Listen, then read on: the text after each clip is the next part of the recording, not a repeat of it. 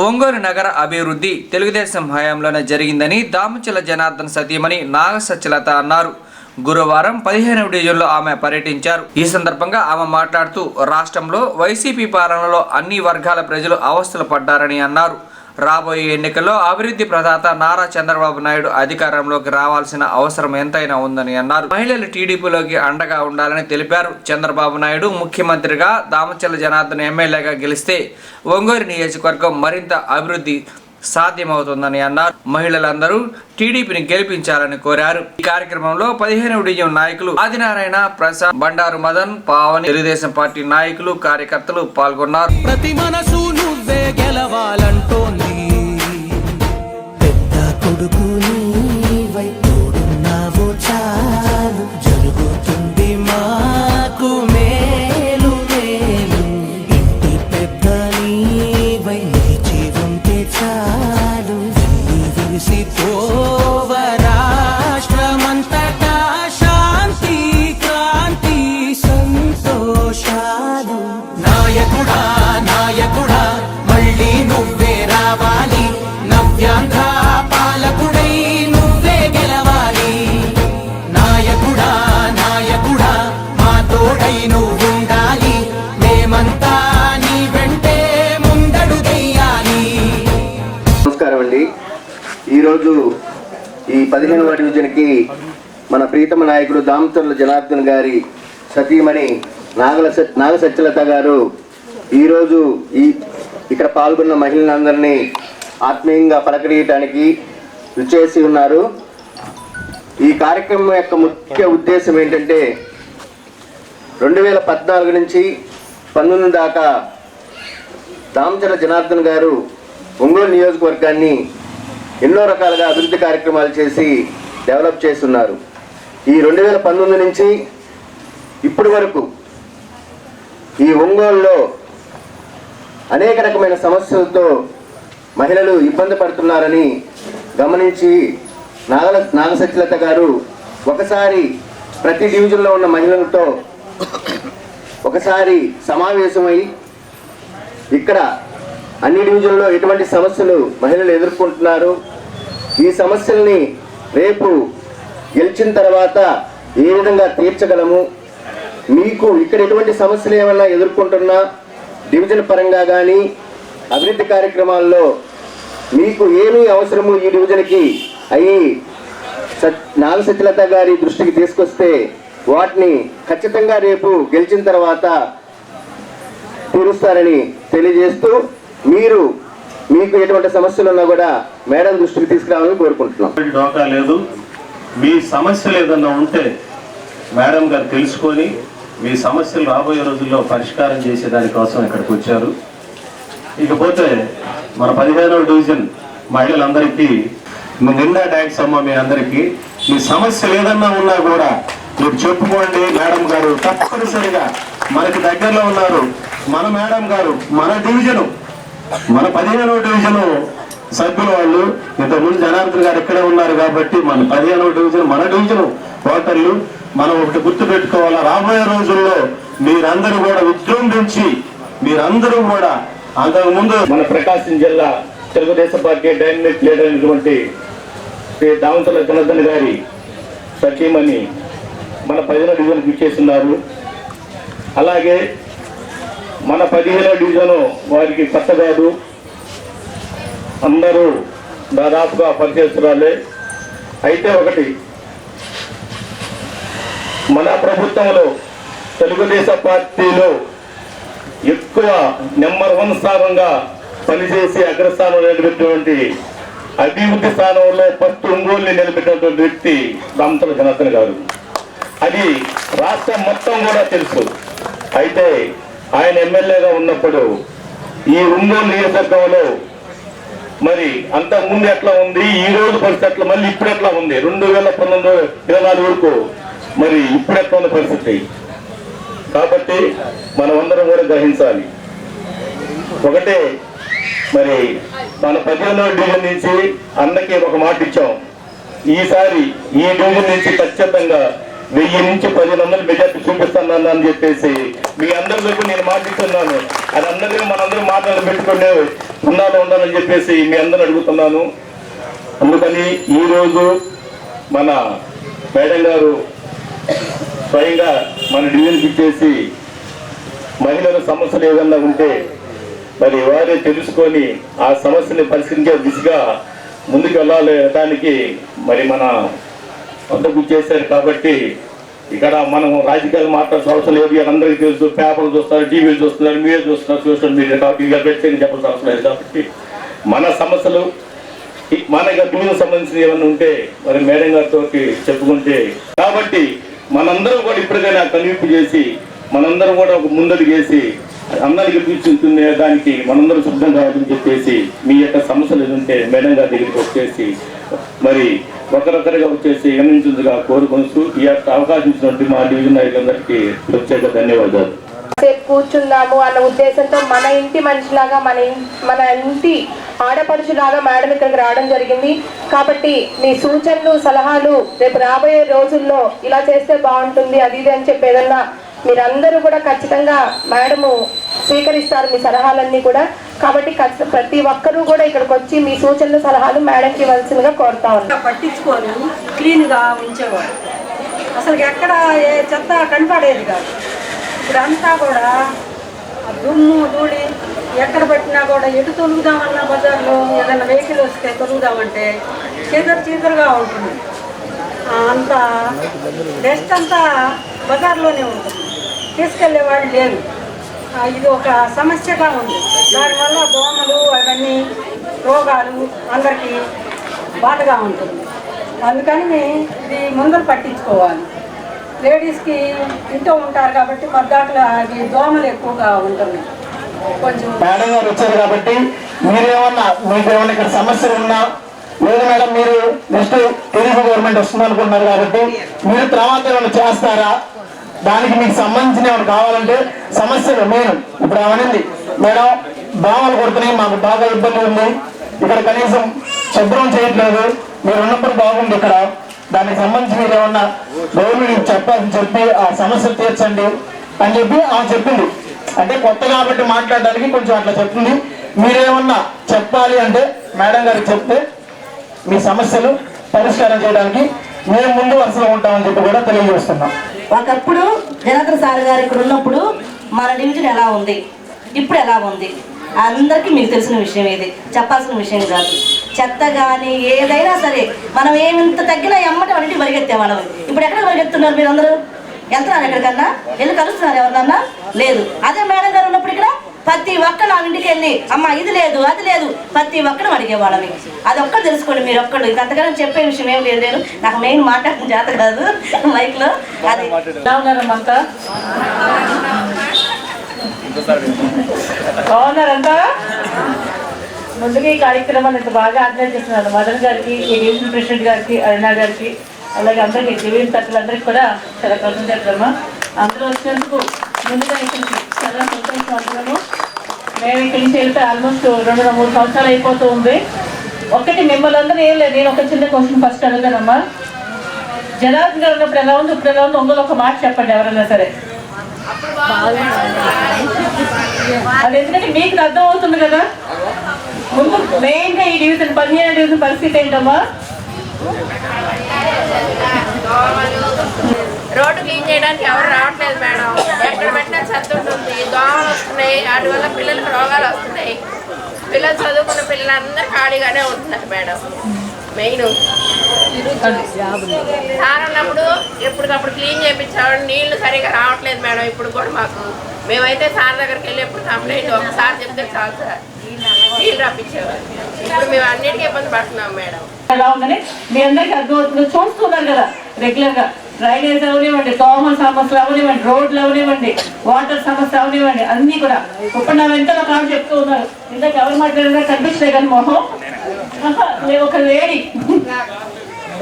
అంటే మాట వినిపిస్తూ ఉంది నాకు. డ్రైనేజ్ తీయట్లేదు, ఎక్కడికక్కడ డ్రైనేజ్ తీయట్లేదమ్మా, డ్రైనేజ్ తీయట్లేదమ్మా వెనకాలని చెప్తున్నారు, ముందుకు రావట్లా ఆవిడ. అది ఏంటంటే ఒకటి పై వదిలేయండి. ముందు మెయిన్ అంతా కూడా మా ఫోటో కనిపిస్తే మేము ఇక్కడ మాట్లాడాలని తెలిస్తే వస్తారు వాలంటీర్లు, ఇంకా మా పథకాలు పోతాయి, లేకపోతే మా ఉద్యోగాలు పోతాయి, మమ్మల్ని ఏం చేస్తారని చెప్పి మెయిన్ భయం. అంతే కదా? లోపల లోపల మా ఎక్కడో చిన్న భయం. అంటే ధైర్యం చేసి ముందుకు వచ్చారు. నిజంగా ఈ మీటింగ్ వచ్చారు ధైర్యం చేసి వచ్చినట్టే కదా. 100% మీటింగ్ వచ్చి కూర్చున్నారు అంటే ధైర్యం చేసి వచ్చినట్టే కదా. కానీ మాట్లాడడానికి చిన్న భయం ఎక్కడో.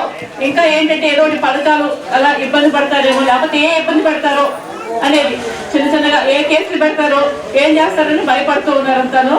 అవన్నీ వదిలేసేయండి. అవి ఇంకా ఇంకొక 2 నెలలు ఈ బాధలు పడతారు ఎవరన్నా సరే, ఏదనుకున్నా సరే. ఒకటమ్మా మెయిన్గా అడిగే డ్రైనేజ్ల గురించి, రోడ్ల గురించి, మంచినీళ్ళ గురించి. ఏంటంటే చూస్తున్నారు జనార్దన్ గారు ఉన్నప్పుడు మున్సిపాలిటీ వాళ్ళు చాలా మంది తెలుసు. మీరు రాత్రి 12, 1 గంటల వరకు వస్తూ ఉండేవారు, మాట్లాడుతుంటే వెళ్తూ ఉండేవారు, చేస్తూ ఉండేవారు. అంటే ఇక్కడ చాలా మంది అందరూ మన ఇంటి దగ్గర వస్తూ చూస్తూ ఉండేవారు. అందరూ కూడాను ఎలా పనిచేసేవారా ఏంటి అనేది అంతా కూడాను. ఏంటంటే మున్సిపాలిటీ వాళ్ళు ఏ టైం అయినా సరే పిలిపిస్తాం. రాత్రులు కూడా రోడ్డుకి వెళ్ళేవారు మా సర్వేకి. అంటే క్లీన్ చేస్తున్నారా లేదా, డ్రైనేజ్ తీస్తున్నారా లేదా అని చెప్పని రెగ్యులర్ గా అంతా చూసేవారు. కాబట్టి ఈ సమస్య ఉండేది కాదు. ఇప్పుడు పట్టించుకునే వాళ్ళు లేరు, పనిచేసేవాళ్ళు లేరు. ఇప్పుడు ఎవరైనా పట్టించుకుంటే పని చేస్తారు. మన ఇంట్లోనే అంతే కదా, ఎక్కడైనా పరిస్థితి అదే కదా. అది పరిస్థితి అయింది. దానివల్ల డ్రైనేజ్లు మురికి తీయకపోవడం వల్ల దోమలు ఎక్కువైపోయినాయి. ఇందాక చెప్పారు ఆవిడ, పిల్లలకు లేనిపోయిన జబ్బులు అంటే దోమల వల్ల. ఏంటంటే ఇన్ఫెక్షన్స్ అన్ని స్టార్ట్ అవుతాయి దోమల వల్ల అంతాను. దానివల్ల ఏంటంటే లేనిపోయిన జబ్బులు ఇవన్నీ కూడా పెరుగుతున్నాయమ్మా. అదంతా ఎందుకంటే క్లీనియర్స్ లేకపోవడం వల్ల. మీరు ఒక్కసారి చూసారు అంతాను. ఇంకోటి పిల్లల ఉద్యోగాల గురించి చెప్తూ ఉన్నారు. ఇప్పుడున్న ప్రభుత్వం ఏంటంటే గంజాయిని ప్రోత్సహించడం, డ్రగ్స్ ని ప్రోత్సహించడం, పిల్లల్ని చెడగొట్టడం, ఇది ఎక్కువైపోయింది. అంటే ఉద్యోగ అవకాశాలు కల్పించడానికి ఏం అవకాశం లేకుండా పోతుంది ఎక్కడ కూడా. అంతా ఏంటంటే మేము ఏమన్నా రెవెన్యూ వచ్చి ఒక కంపెనీలు వస్తేనే ఉద్యోగాలు ఇవ్వగలుగుతారు ఎక్కడైనా సరే. ఇప్పుడున్న ముఖ్యమంత్రిని నమ్మి ఎవరు కూడా ఏ కంపెనీలు కూడా మనం ఆంధ్రాకి రావట్లా ఎక్కడ కూడా. అంటే భయపడతారు, వచ్చి పెట్టాలని పెట్టుబడులు పెట్టాలని సరే భయపడుతున్నారు. ఏంటి ఇది కూడా మనం ఏమైనా సాధించగలుగుతామా అని చెప్పి. అదే చంద్రబాబు గారు ఉంటే ఒక భరోసా ఉంటుంది. వచ్చి కంపెనీలు పెట్టాలనుకునే వాళ్ళకి కూడా ఒక భరోసా. ఏంటంటే ఆయన ఒక అనుభవం ఉన్న నాయకుడు, చేయగలుగుతారు ఏదైనా సరే. ఆ కంపెనీలు పెట్టి రెవెన్యూ ఏంటంటే పిల్లలకు ఉద్యోగాలు వస్తాయి, పిల్లల భవిష్యత్తులు బాగుంటాయి. ఒక్కటి మీరు అందరూ ఆలోచించండి అమ్మా. రేపు పొద్దున సరే ఇప్పుడు మనకి ఏదో పథకాలు వస్తున్నాయి, మనం తీసుకుంటున్నాం చేస్తున్నాం. మరి మన పిల్లల పరిస్థితి ఏంటి? వాళ్ళు కూడా ఇదే విధంగా పథకాలు తీసుకుంటే ఇంట్లో కూర్చొని అనమంటారా? వాళ్ళు బాగుపడాలి కదా. వాళ్ళకంటే ఒక లైఫ్ జీవితం రావాలి కదా. రావాలంటే ఏం చేయాలి? మంచి ప్రభుత్వాలు ఎన్నుకోవాలి. మంచి గవర్నమెంట్ వల్ల ఏమవుతుందంటే మొత్తం ఆ పైనుంచి నాయకుడు పనిచేసేవాడు అనుకోండి, కంపల్సరీ అంతవరకు బాగా సెట్ అవుద్ది. అలా కాకుండా పైన దుర్మార్గం ఉంటే ఏమవుద్ది? మొత్తం అంతా అదే విధంగా వస్తుంది కదా. మీ అందరికీ మేమే చెప్పక్కర్లేదు, మాకంటే బాగా మీరు అందరూ మాట్లాడతారు. చెప్పుడు కూడా కూర్చొని పెడితే బయట కూర్చొని ఈవినింగ్స్ కూర్చొని చిట్టాపట్టా మాట్లాడితే ఎన్ని రకాలు వస్తాయి చెప్పండి. అవన్నీ అవి ఆ మాటలే మనం అడుగుతుంది ఇక్కడ. అందుకే ఏదో మీటింగ్ కింద వద్దు అలాంటివి అవి రెగ్యులర్గా ఉన్నప్పుడు ఎవరో ఇంకొకరు చెప్తూ ఉంటారు అలా కాదు ఇది ఇది అని. మీరు అర్థమైనా చెప్పండి ఒకసారి వాళ్ళందరికీ పరిస్థితి ఎలా ఉందనేది. 2014 నుంచి 19 వరకు ఎలా ఉంది, 19 నుంచి 24 వరకు ఎలా ఉంది అనేది ఒక్కసారి పరిస్థితి అందరికీ వివరించి చెప్పండి. బాబు గారు ఉంటే ఎలా ఉంటుంది, ఇక్కడ జనార్దన్ గారు ఉన్నప్పుడు ఎలా ఉంది అనేది మీ అందరికీ అర్థమవుతుందిగా. ఇప్పుడైనా పని ఎవరన్నా చెప్తారు ఏమన్నా? ఇందాక మీరు ధైర్యంగా లేదు అలాగే లేదు చెప్పండి ఏంటనేది. మైక్ వద్దు ఏవద్దు అక్కడి నుంచే చెప్పండి. తెలుస్తుంది మాకు 2 నెలల నుంచి మా ఇంటి ముందు ఎల్లబవుతుంది. పట్టించుకున్న వాళ్ళే లేరు. మేము అన్ని దిక్కులంగా ఆడకు పోయాము, సచివాలయం పోయి చెప్పాము, మున్సిపాలిటీ ఆఫీస్కి పోయి చెప్పాము, పట్టించుకున్న వాళ్ళే లేరు. ఎల్లబైపోతుంది. బయటికి పోవాలంటే కార్లైనా బండ్లైనా బుద్ధతోటే లోపలికి వచ్చేస్తున్నాయి. ఎవరు పట్టించుకోవాలా. అదే మన జనార్దన్ గారు ఉన్నప్పుడు రోడ్లు అసలుకి పసి పిల్లోళ్ళు పోయిన గడక అరికాలకు మట్టలేదు. మనం అర్థం చేసుకునేలే ఇంతమందికి వచ్చింది. లత గారు చెప్పినా కదా లేడీస్కి అందరికి అర్థమైపోయింది. జనార్దన్ గారిని గెలిపించుకుంటే మన భవిష్యత్తు బాగుంటుంది, మన పిల్లల భవిష్యత్తు బాగుంటుంది. అది అర్థం చేసుకొని మన భవిష్యత్తు చూసుకోవద్దు. ఏదో వాడు రుణమాఫీ వేసాడు అయ్యేసాడు మనకి జగన్ తోడు అది ఇది అని మన లేడీస్ ఆశపడద్దు. కానీ మనకే అయ్యి సరుకుల ద్వారాగా దేని ద్వారాగా మనకు లాగుతున్నాడు. నేను ఎక్కువ మాట్లాడలేను, లతా గారికి తెలుసు. కానీ నాకు కొంచెం మాట్లాడితే దడగా ఉంటుంది. కానీ మన మన భవిష్యత్తు చూసుకుంటే మన బిడ్డల భవిష్యత్తు చూసుకోవాలి. ఎక్కడ చూసినా గందరగోళం. అదే జనార్దన్ గారు ఉన్నప్పుడు లైటింగ్లు ఎలా ఉండేది, పగలు రేత్రి తేడా లేకుండా పట్ట పగుల్లాగా ఉండేది. రోడ్లలో కానీ బజార్లో కానీ తిరగాలన్నా ధైర్యంగా తిరిగేవాళ్ళం. ఈ రోజున అది ఇక్కడ లైట్ ఉంటే అది ఇక్కడ ఉండదు. రోడ్లు చూస్తే అసలు అంతా మురికి. బిల్లులు కట్టేవాళ్ళు అప్పుడు పెన్షన్ ఉండేది. ఇప్పుడేమో కరెంట్ ఛార్జీలు పెంచారు, వాళ్ళు పెంచి బిల్లులు పెరిగినాయి అంటున్నారు. బిల్లులు పెరగడం పెన్షన్ తీసేస్తాం అంటున్నారు. అంటే వాళ్ళే పెంచేసి వాళ్ళే చేసి వాళ్ళే పెన్షన్ చేయడం అదొక రకం అట. పెన్షన్ చేయడానికి ఏదో ఒక అవకాశం కావాలి కదా వాళ్ళకి. ఇల్లు అంటే ఒకరు కాదు, ఏంటి పెన్షన్ ఇస్తున్నాము అని చెప్పుకోవడం. ఇన్ని వేల మంది పెన్షన్ చేస్తాం, కానీ ఈ నెల ఒక 5,000 మంది పెన్షన్ చేస్తే అక్కడ వెనకాల 10,000 మంది పెన్షన్ పోతుంది. అది చాలా చోట్ల. అంటే ఒక పెద్దవాడు ఉందనుకో, మీరు ఇల్లు ఉందనుకో, వాళ్ళు కొడుకే ఇల్లు కట్టించి ఇచ్చేవాడు అనుకో, ఆ ఇంట్లో ఉంటుందని పెద్దవాడు ఉంటే ఆ ఇల్లు ఉందని చెప్పి పెన్షన్ కట్ చేస్తున్నారు. ఏదో వికలాంగులు ఉంటున్నారమ్మా, వాళ్ళ నాన్నో లేకపోతే వాళ్ళ అన్నో తమ్ముడో ఉద్యోగం చేస్తుంటే వాళ్ళకి పెన్షన్ కట్టు. ఇది వికలాంగులు ఉన్నా సరే. ఇప్పుడేమో పెద్దవాళ్ళకి అనేది బాబు గారు ఎందుకు పెట్టారు పెన్షన్ అనేది? ఏదో ఇంట్లో వాళ్ళు ఏదో టాబ్లెట్లు కొనుక్కోవడానికి, ఏదో ఫ్రూట్స్ కొనుక్కోవడానికి ఒకళ్ళ మీద చేయి చాపకుండా, అంటే ప్రతిసారి చిన్న చిన్న అవసరాలు కూడా అందరి దగ్గర అడగలేము కదా, కొడుకునో వాళ్ళున్నో కూతురునో. ఆ విధంగా ఆధారపడకూడదు, వాళ్ళకి వాళ్ళు స్వయం వ్యక్తి ఏదో ఒకటి కొనుక్కోవాలని చెప్పేగా చేసింది. ఇప్పుడు ఎంతమంది పెద్దవాళ్ళకంటే పెన్షన్ పోయిందంటే చాలా మందికి, ఒంటరి మహిళలకి, లేకపోతే ఇలా వికలాంగులకి, చాలా మందికి అమ్మా కరెంట్ ఛార్జీస్, లేకపోతే ఏదో ఒక వెహికల్ ఉందని చెప్పో, లేకపోతే ఒక ఇల్లు ఉందని చెప్పో, అలా ప్రతి దానికి పెన్షన్ కట్టానమ్మా ఇప్పుడున్న పరిస్థితుల్లో. కానీ ఎప్పుడైనా మీరు ఒక్కసారి టీడీపీ గవర్నమెంట్ అప్పుడు మీ అందరికి పెన్షన్ వచ్చిందా? అందరికి బాగానే వచ్చేది కదా. ఇలా కక్ష సాధింపు రాజకీయాలతో, కక్ష సాధింపులతో ఎక్కడ పెన్షన్లు కట్ చేయలేదు కదా బాబు గారు ఉన్నప్పుడు. మరి ఇప్పుడు ఎందుకు కట్ చేస్తున్నారు? ఒక రకంగా ఇస్తున్నారు, ఒక రకంగా తీసుకుంటున్నారు. అదొక్కసారి ఆలోచించుకోవడమే మీరంతాను. ఏ విధంగా అంటే మరి ఏదో ఆసరా పథకాలు అని చెప్పి ఈ పథకాలు నా పథకాలు ఇస్తున్నారు, వెనక నుంచి అంత కట్ అవుతుంది మన దగ్గర డబ్బులు. ఇక్కడ ఎంతమంది మొన్న ఇళ్ళకి 85% పూర్తి అయిపోయినాయి అంతాను. 85% ఇళ్ళు అయిపోయినాయి అమ్మా. ఇంకొక 10-15% ఏంటంటే కరెంటు, పైప్ లైన్లు, వాటర్ లైన్లు ఇట్లా పెండింగ్ ఉంది. ఇలా 2019 ఎలక్షన్స్ వచ్చినాయి, మన గవర్నమెంట్ టీడీపీ గవర్నమెంట్ లేదు, వైఎస్ఆర్ వచ్చారు. ఆ 15% పూర్తి చేసి ఆ ఇల్లు ఇవ్వకుండా మళ్ళీ ఇప్పుడు కొత్తగా ఇల్లు ఇస్తామంటున్నారు. అవంతా నిజంగా జరిగే పని ఒక్కసారి ఆలోచించండి మీరంతాను.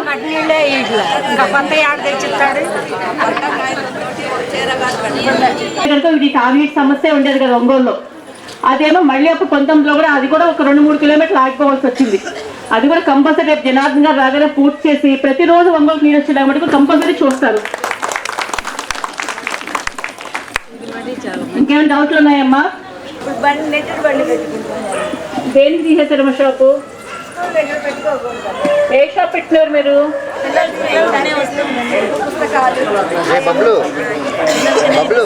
దానివల్ల ఇబ్బంది ఏంటంట?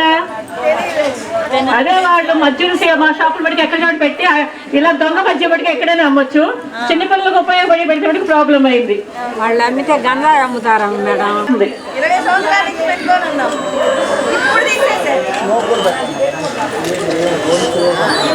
పెట్టొచ్చు, చూసి ఆ విధంగా పెట్టేస్తారు. ఎవరు చెప్పక్కర్లేదు. మేము ఇక్కడ వచ్చిన వాళ్ళు కానీ దీవిదిన పెద్దలు కానీ మేము ఎవ్వరూ కూడా మాయ మాటలు చెప్పట్లేదు. ఉన్న వాస్తవాలు చెప్తున్నాం అందరూ కూడాను. ఏంటి పరిస్థితులు, పిల్లల భవిష్యత్తులు పాడైపోతూ ఉన్నాయి. ఇంట్లో పిల్లలకి ఏంటి నీట్నెస్ లేకపోవడం వల్ల లేని కొన్ని జబ్బులు వస్తూ ఉన్నాయి. సరిగ్గా తాగడానికి నీళ్ళు లేకపోవటం, పెన్షన్లు కట్ చేయటం, లేకపోతే ఏమన్నా ఒక మాట్లాడితే రాజకీయ కక్ష సాధింపులు, ఈ రకాలన్నీ జరుగుతూ ఉన్నాయి. మీరందరికీ తెలుసు. అంటే ఇదివరకు ఒక చాలా చెప్పి చాలా మంది మోసపోయారు మొత్తను. చాలా మంది ఏంటంటే ఎలా చేస్తారో చూద్దాం జగన్ అని చెప్పి చాలా మంది అటువైపు ఓటేస్తున్నారు. అది ఈసారి ఒకసారి ఆలోచించండి. పైన బాబు గారు వచ్చినా, ఇక్కడ జనార్దన్ గారు వస్తేనే మన ఒంగోలు కానీ మన రాష్ట్రం గారు అభివృద్ధి చెందుద్ది. ఇప్పుడు అంటే మీకు అర్థమవుతుంది కదా, బయట చూస్తున్న పరిస్థితులు ఎలా ఉంటాయి చూస్తున్నారు, టీవీలు చూస్తున్నారు, పేపర్లు చదువుతున్నారు, అన్ని ఎలా ఉందో అర్థమైంది మన రాష్ట్ర పరిస్థితి, మన ఒంగోలు పరిస్థితి ఎలా ఉందో అర్థమవుతుంది కదా మీకు. ఆలోచించండి అమ్మా. ఈసారి ఆలోచించి ప్రతి ఒక్కళ్ళను, మీరొక్కరే కాదు తెలియని 10 మందికి చెప్పి ఈసారి అందరూ కంపల్సరీ ఇక్కడ జనార్దన్ గారిని గెలిపించుకోవాలి, అక్కడ పైన బాబు గారు తెచ్చుకోవాలి. అప్పుడు మన రాష్ట్రం, మన ఒంగోలు, మన పిల్లల భవిష్యత్తు, అందరి భవిష్యత్తు బాగుపడుతుంది. ఇది తప్పకుండా ఆలోచించి మంచి నిర్ణయం తీసుకుంటే మేము అందరూ కోరుకుంటున్నామమ్మా.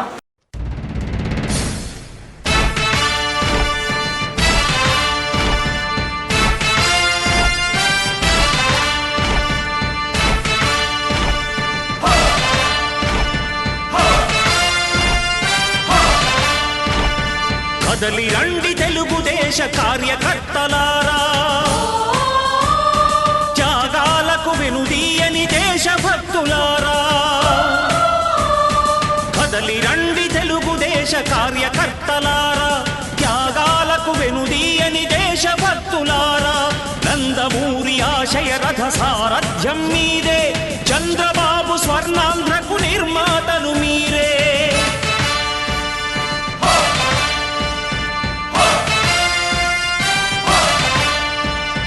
కదలి రండి తెలుగుదేశ కార్యకర్తలారా, త్యాగాలకు వెనుదీయని దేశభక్తులారా.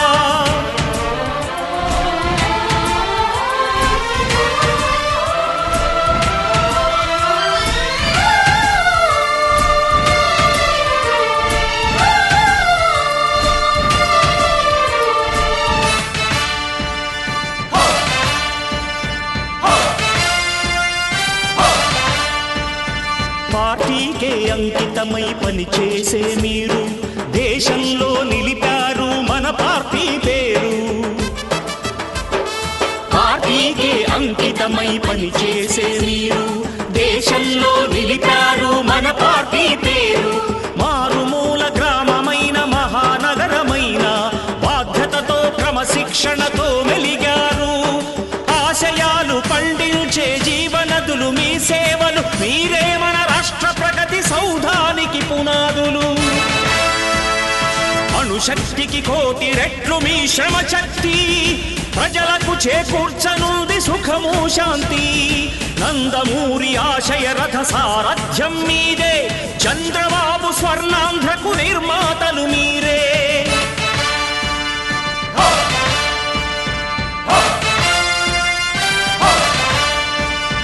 కదలి రండి తెలుగుదేశ కార్యకర్తలారా, త్యాగాలకు వెనుదీయని దేశభక్తులారా.